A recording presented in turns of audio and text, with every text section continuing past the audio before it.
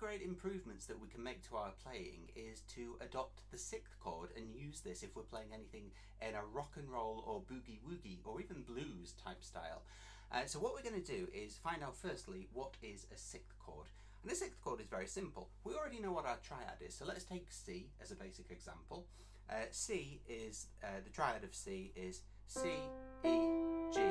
So relating that to the scale of C, C major, we're going to do the first, the third and the fifth. So 1, 2, 3, 4, 5, C, E, G.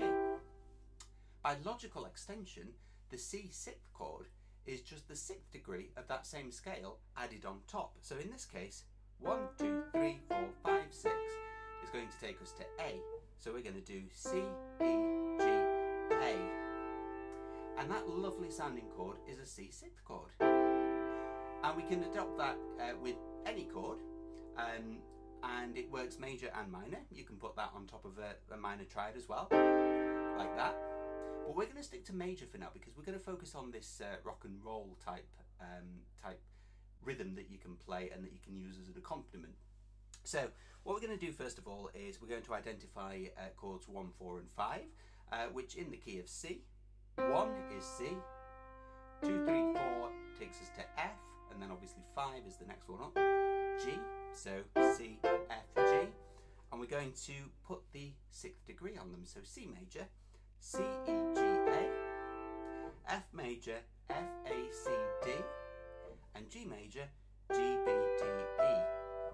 Now, that's what the chord is, but we're actually going to transfer that into the left hand, and we're going to play it effectively on the beats of the bar. So if we're counting in 1, 2, 3, 4, we're going to break up those chords and play it one note at a time, starting from the bottom. So 1, 2, 3, 4, 1, 2, 3, 4, 1, 2, 3, 4, and so on.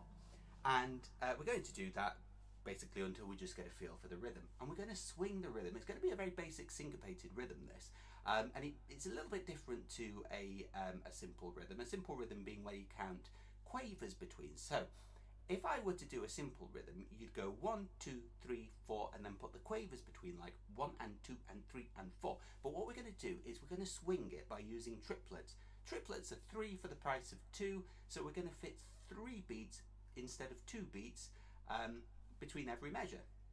So instead of 1 and 2 and 3 and 4, we're going to go 1 and a 2 and a 3 and a 4. And where we're saying ah, we're going to stab the chord with our right hand. So firstly, let's do the left hand just with that pulse, that internal rhythm in mind. So we're going to go 1, 2, 3, 4, 1 and a 2 and a 3 and a 4 and a 1 and a 2 and a 3 and a 4 and a 1 and a 2.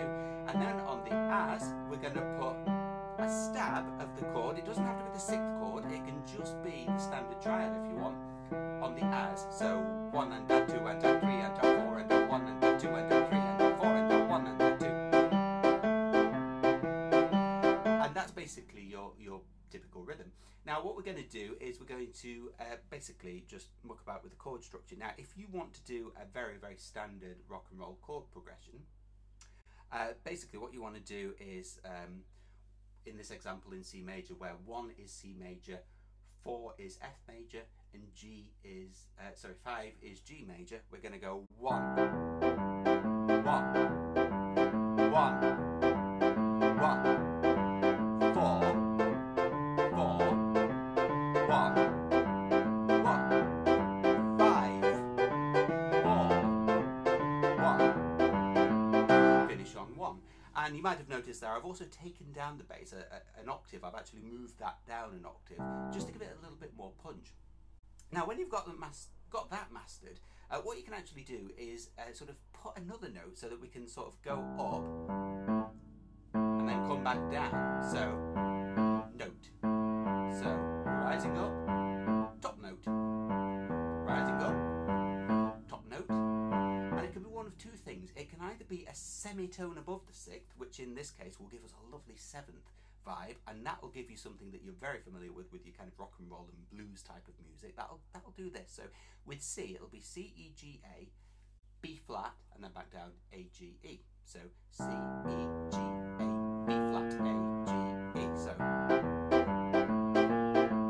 And similarly in F, F, A, C, D, E flat, D, C, A. Now, you won't have time to rise and fall with that same chord sequence that I've just done when you get to 5, because you've only got one bar of 5. So just take that back to the sixth that we learned at the beginning. So 1, and then another one of this, 1, and then rise and fall. Now, what I can do in the right hand is actually change the chords completely. Well, not completely, but I can change the chords by adding the 7th onto it and just giving a little bit more texture there. So, like that.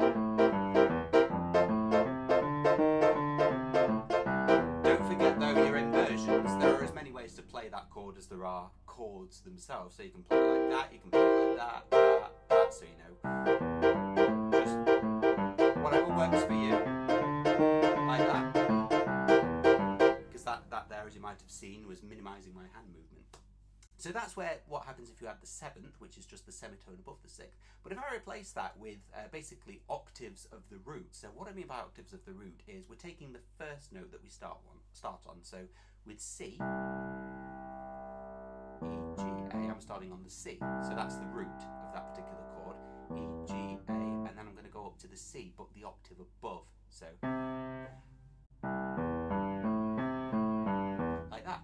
And this one's a really good one for a slightly cleaner sounding sound. So the 7th can get a bit dirty, like that. But if you want to take the 7th out of it and just have a much cleaner sounding sound, just use the octave Cs or the octave roots, like that.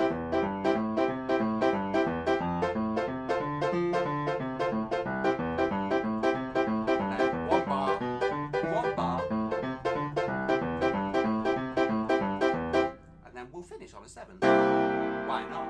We can play around with them like that. So really that's something that you can start to incorporate into your playing and your learning, you know, start to think about swing rhythms, and that's actually a good exercise if you're a bit unfamiliar with swing anyway, because what it's doing is it's using both hands to start to think about it. So 1 and 2 and 3 and 4, and you know, it's really starting to get that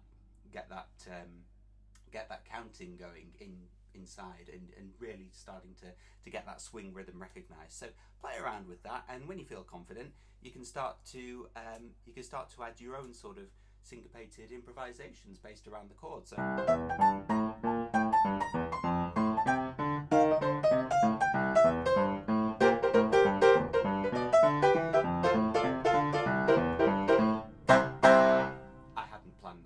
that was just made up on the spot, so it wasn't brilliant, but you know, that's the kind of thing that you can do. Just do not be shy, just play around. It's great fun.